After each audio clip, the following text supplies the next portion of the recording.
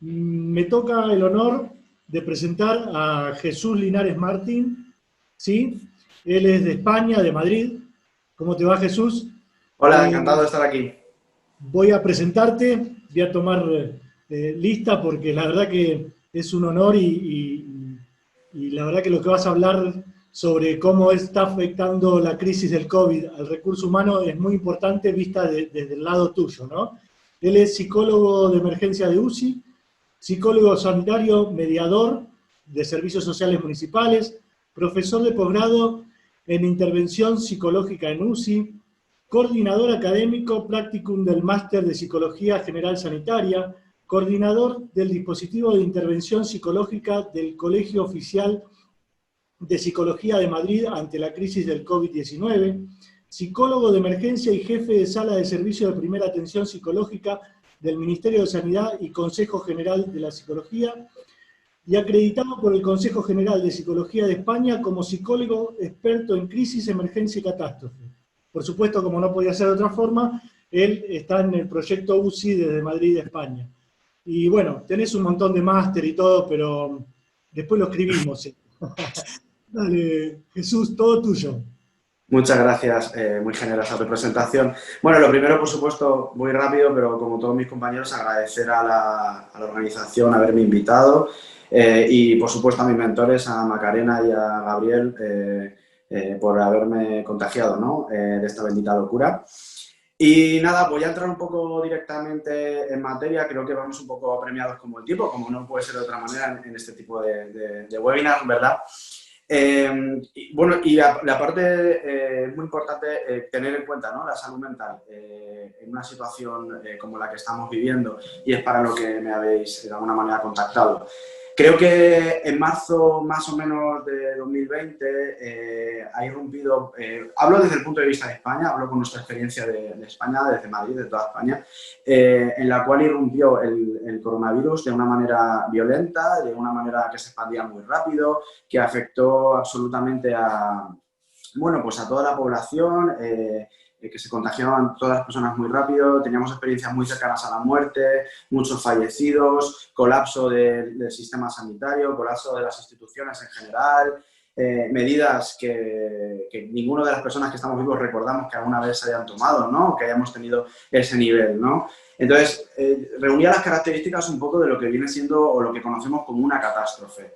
Entonces, todos los esfuerzos que se dedicaron en este sentido fueron en la dirección de salvar vidas y de cuidar a los pacientes. Claro, la piedra angular de estos esfuerzos, por supuesto, fue el personal sanitario, que es un poco de lo que vengo yo aquí a hablar, ¿no?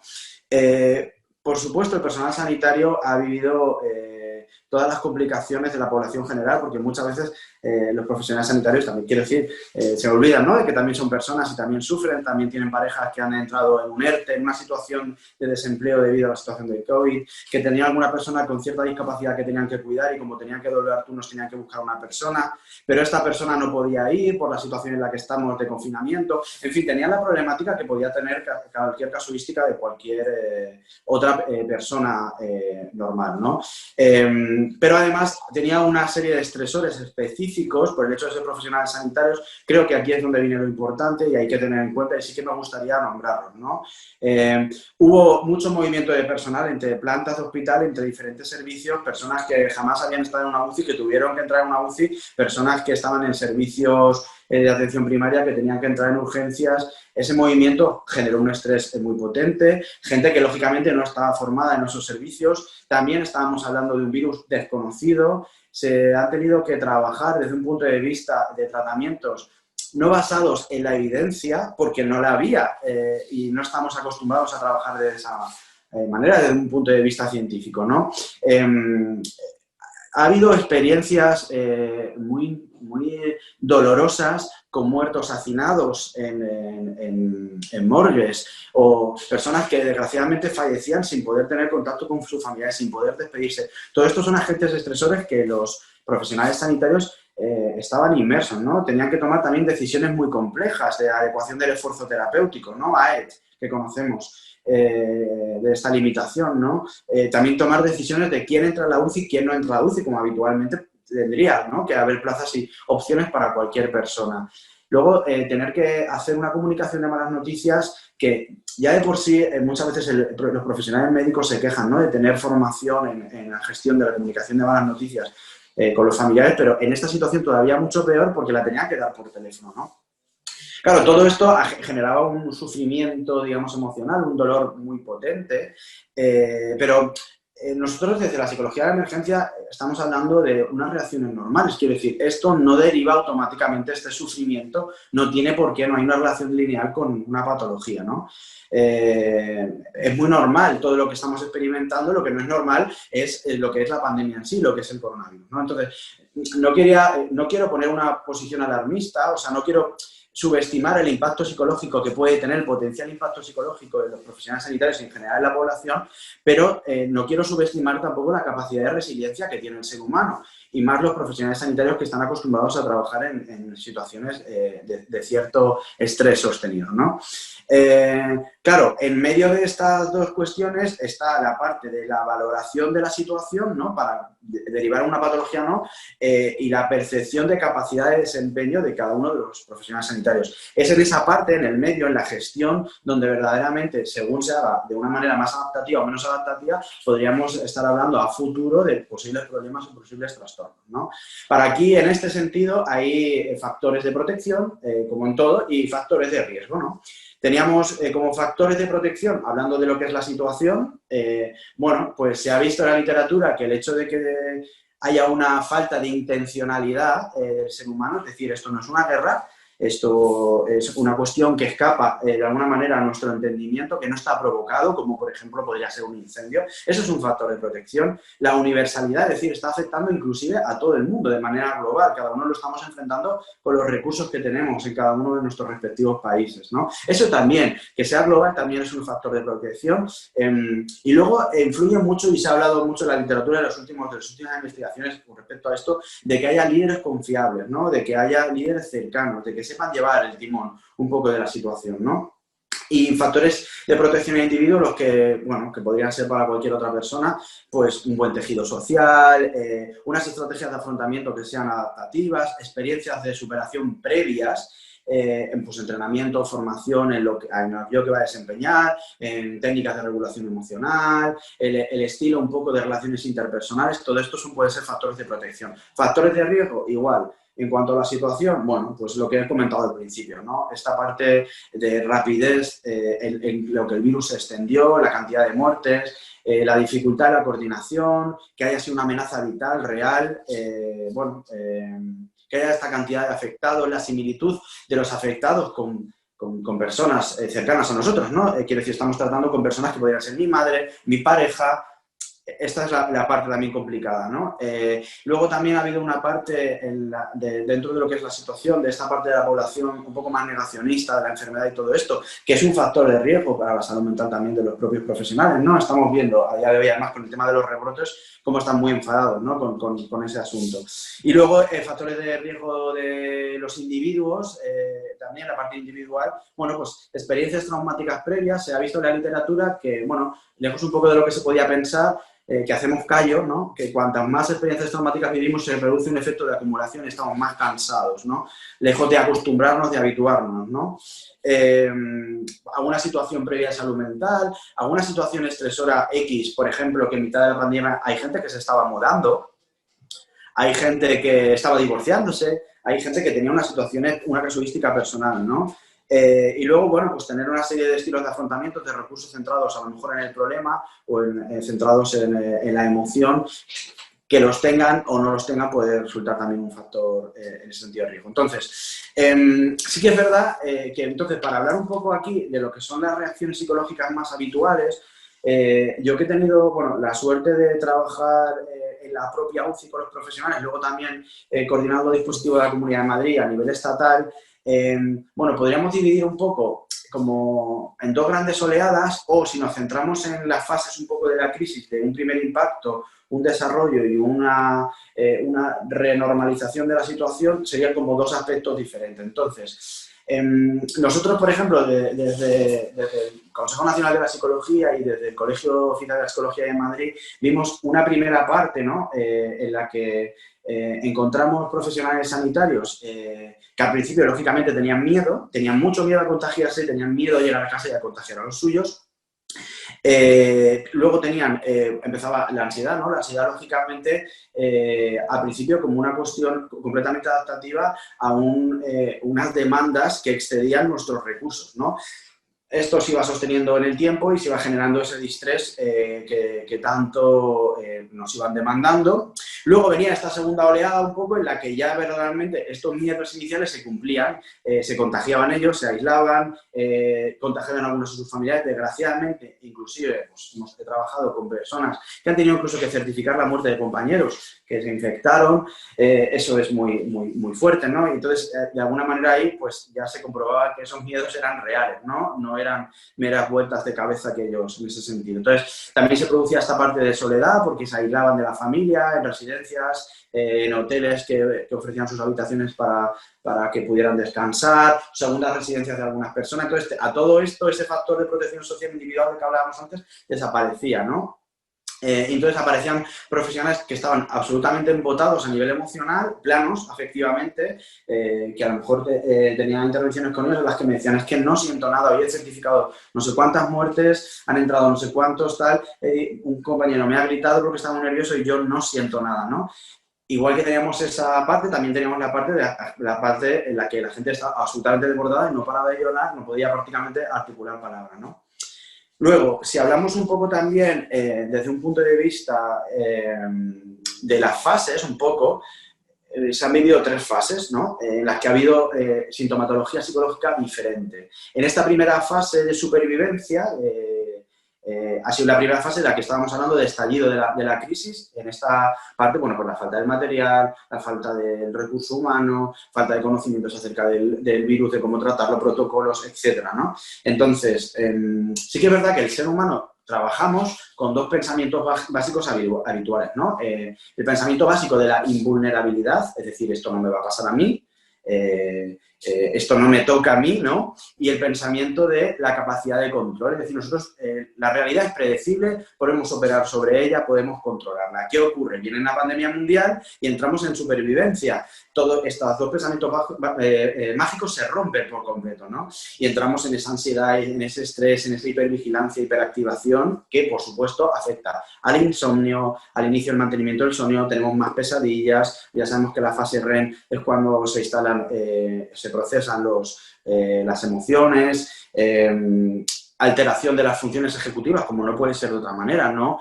Pues la atención, la memoria, todo esto, ¿no? Luego pasamos a una segunda fase en la que se empieza como a estabilizar un poco, empiezan a llegar más materiales, empezamos a conocer más el virus, las primeras altas, dejan de aumentar de una manera progresiva tan fuerte los casos. Y ahí recuperamos un poco esa sensación de invulnerabilidad y capacidad de control, entre comillas, de la situación y empezamos a estar, bueno, como que vemos un poco la luz al final del camino, ¿no? Pero claro, aún así es necesario mantener el nivel de actividad, ¿no? Y ahí aparece, ¿no? Ese distrés del que hablaba antes, este estrés ya cronificado, esta afectación en la parte física, esta somatización psicológica, ¿no? De esta parte, pues dolores estomacales, cefaleas tensionales, problemas incluso en la piel, etcétera. Y luego también pues, aparece lo que hablaba antes, también ese embotamiento emocional, continuamos con los problemas del sueño, alteraciones de la alimentación, empezaban a haber algunas alteraciones de tipo obsesivas, con los rituales de limpieza, todo lo relacionado con el tema de drogas, de abuso de drogas recreativas o alcohol o ese tipo de cosas. Un poco para enfrentarse a la situación, ¿no? Con el tema de la ansiedad. Y aparece también aquí esta parte, aparte del miedo, la parte del enfado, ¿no? Enfado, al principio íbamos con este modo de supervivencia y ahora enfado porque nos cogemos un poco más de perspectiva, vemos cómo están tratando los políticos esta situación, vemos cuando las primeras personas empiezan a salir ya a la calle, primeras medidas, estamos un poco enfadados, ¿no? Porque la gente no tome esas medidas.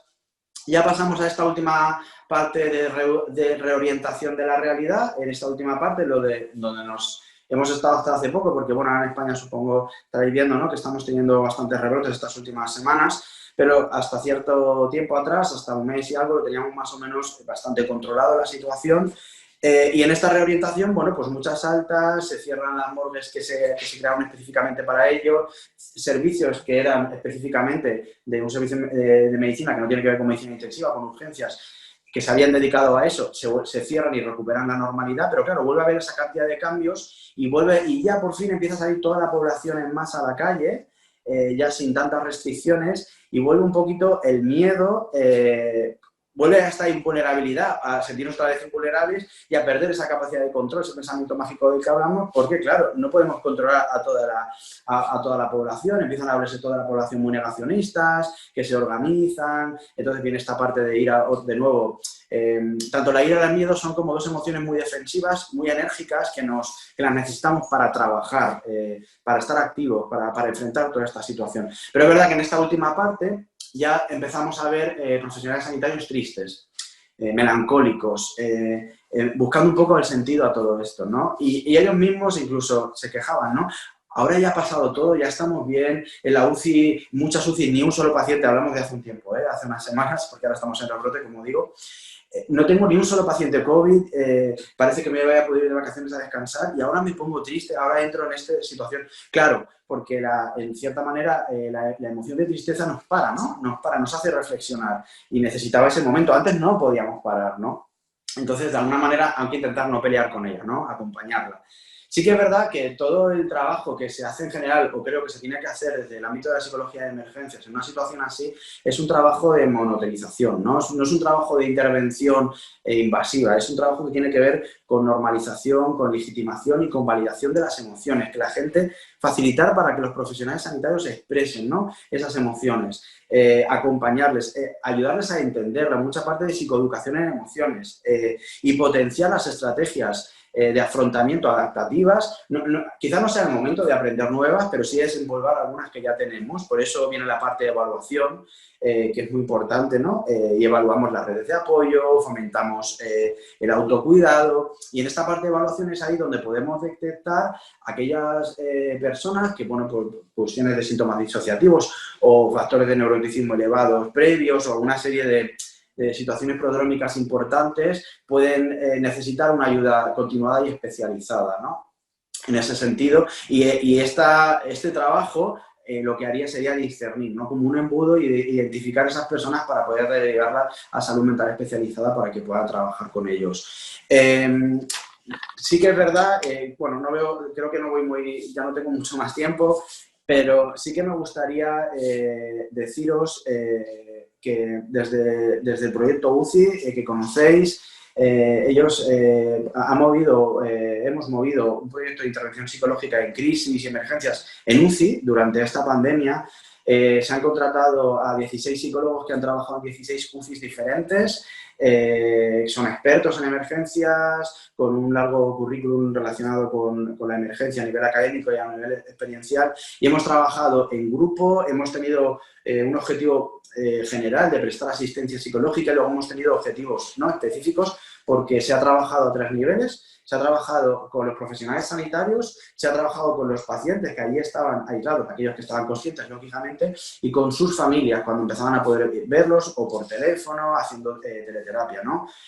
Haciendo pues de sostén, a las familias pues cuidando los vínculos, manejando roles familiares, ayudando en la toma de decisiones, muy importante, cambio de roles entre los propios familiares que se están viendo, conflictos, ayudar en la integración de experiencias vividas, trabajo mucho desde el punto de vista, hemos tenido y estamos teniendo, ¿no?, una crisis en la que estamos teniendo fallecidos, duelos sin cuerpo, como en una guerra, ¿no? Es un duelo muy especial, es un duelo muy complejo y hemos tenido que... Pero eso no significa que no se pueda hacer, pero hemos tenido que trabajar técnicas narrativas, por ejemplo, para la elaboración del duelo. Otro tipo de técnicas se pueden trabajar desde la psicología, ¿no? Y a los sanitarios lo mismo, el soporte en primera línea, por supuesto, facilitación y canalización de estas emociones y, bueno, facilitar también, ¿no?, la comprensión de lo vivido, el sentido de lo vivido y lo que decía antes, ¿no?, la detección temprana de las necesidades especiales de aquellos profesionales que como decía, ¿no? Los profesionales sanitarios, todas las personas, pero en general, todas las personas, pero los profesionales sanitarios especialmente son profesionales muy resilientes y lo anormal es la situación, no las reacciones que están teniendo, pero sí que hay personas, hay un porcentaje, ¿no? Hace poco salía un estudio de Azolay en el que hablaba de un 40%, bueno, hace unos días, 40% de síntomas depresivos, 30% de ansiedad.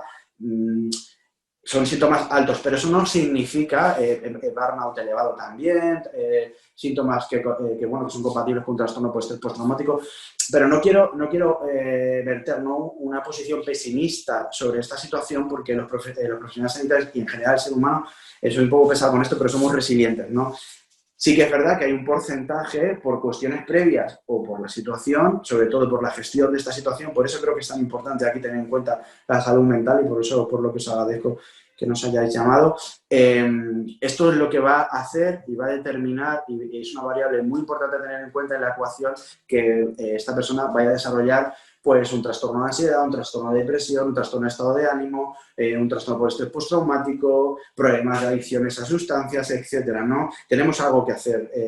Quiero decir, directamente el COVID no nos va a llevar a tener ningún tipo de trastorno en sí, pero claro, como estaba comentando antes, hay factores de protección, factores de riesgo, etcétera, que todo esto hay que tenerlo en cuenta. Así que, en principio, esto es un poco lo que os quería comentar. Sé que he ido muy rápido, como mis compañeros, pero espero que os haya servido un poco de ayuda. Si tenéis cualquier duda, aquí estoy. Ayudado un montón, Jesús. Mirá, en un momento pensé que me estabas describiendo a mí con todo lo que venía pasando en el proceso de lo que decías, porque uno vive todo eso, ¿no? Y creo que es el común denominador que vivamos todas esas sensaciones y todas esas frustraciones por ahí que sentimos por dentro de lo que podemos hacer o hasta dónde podíamos llegar, pasar por todos los pasajes que vos decías, de tener un colega o ver cómo al lado tuyo están pasando cosas o te afectan lo personal, a muchos que le ha afectado. Creo que es muy claro y lo que vos decís es cierto. Esto no va a traer, o sea, no es que por culpa del COVID vamos a tener cosas, sino que seguramente exacerbó muchas de las cosas que teníamos y que veníamos trayendo. Creo que es importante tener en claro que hace falta el apoyo y apoyarse en colegas como vos o como compañeros que tengamos en todos los lugares. Esto de la psicología dentro de la SUSI creo que es algo de lo que tenemos que habituarnos a partir de ahora a trabajar para el bien, como vos decís, tanto de los colegas como de los familiares y de los pacientes. Es algo totalmente necesario, porque es la única forma de humanizar la parte conociendo cómo humanizarlo. No hay otra. Así que te agradezco muchísimo, Jesús. Creo que, no sé, Fabiana, ¿vos querés aportar algo? Dale. Hay una pregunta de la gente para Jesús. La pregunta es, quería preguntarle a Jesús, ¿cómo facilitan la expresión de emociones y el autocuidado con los profesionales de la salud? Porque somos bastante reticentes a recibir la ayuda de los psicólogos. ¿Cómo es la propuesta? Vale, pues bueno, hay diferentes propuestas. No sé si me preguntan a nivel individual o a nivel de grupo. Nosotros, por ejemplo, desde el proyecto UCI hemos trabajado mucho y mi experiencia personal es que el trabajo en grupo siempre es muy terapéutico, ¿no? Porque a través de diferentes ejercicios en los cuales a lo mejor una persona cuenta su momento más doloroso a lo largo de la pandemia, a lo largo de su trabajo, en el momento que un profesional se anima, los compañeros están alrededor. Y lo que se consigue con esto es que esa persona no se sienta sola, ¿no? Hay veces que me ha pasado, ¿no? Que cuando he ido evolucionando y hemos ido cogiendo confianza, me decía, ves, yo tenía vergüenza, ¿no? Porque como antes de entrar al hospital tenía ansiedad, empezaba a temblar, me daba miedo entrar, pero como yo, que soy un profesional sanitario, voy a tener ese miedo de entrar en mi propia UCI, donde llevo trabajando 20 años, ¿no? No se lo quiero decir a nadie, pero en el momento que una persona destapa en un grupo esta emoción de miedo, que es absolutamente, además, evolutiva, necesaria para ponernos, ¿no? Como decía, en alerta para el trabajo que nos viene encima, ¿no? Imaginaos qué riesgoso sería una persona que no tuviera miedo y fuera dentro de la UCI trabajando sin miedo a nada, no se tomaría las medidas de protección en serio, etc. Entonces, quiero decir que estas son medidas que son muy necesarias. Entonces, en el momento que una persona dentro de un grupo abre un poco su corazón y comenta esta situación, el resto de gente, las reacciones son abrazos, gente que lógicamente llora y comenta que efectivamente a esto también le pasaba y se sentía muy solo porque pensaba que solo le pasaba a él, y empiezan a contar otras experiencias personales y se empiezan a generar unos lazos entre ellos, unos vínculos mucho más potentes que les ayudan en su trabajo en el día a día. Por ejemplo, se enteran de que un compañero, su padre, no lo sabía y falleció de cáncer hace 10 años. Entonces, cuando viene un paciente con cáncer y que tiene COVID y tal, y tiene que hacer la repartición de un poco de los pacientes, de qué se va a encargar de qué cosa, no, a este compañero vamos a ponerle mejor que este paciente tiene cáncer y probablemente le pueda recordar. Y empiezan a generarse esos lazos tan estrechos y esa cohesión del grupo y ese clima cohesionado. Entonces, como digo, cuando se hace un grupo terapéutico, hacemos muchos ejercicios. Por poner un ejemplo así muy concreto, no extenderme mucho, por ejemplo, ¿cómo me veo yo? ¿Qué dos características son las dos características que a mí no me gustan? Y utilizaban, por ejemplo, unos post-it y nos poníamos, pues la característica que menos me gusta a mí es esta y esta. Y entonces luego el resto de personal que había alrededor hablaban sobre esas dos características, si estaban de acuerdo, cómo las veían, etc. Entonces la gente se llevaba una evolución de lo que ellos pensaban, que nada tenía que ver muchas veces con la realidad, que eran muy duros con sí mismos, y eso les ayudaban un poco a expresarse, ¿no? Y a facilitar esas emociones. Buenísimo, muchísimas gracias, Jesús. Muy claro, Jesús, muy claro. La verdad que un placer y un honor compartir esto con vos. Te agradecemos Muchas mucho. gracias.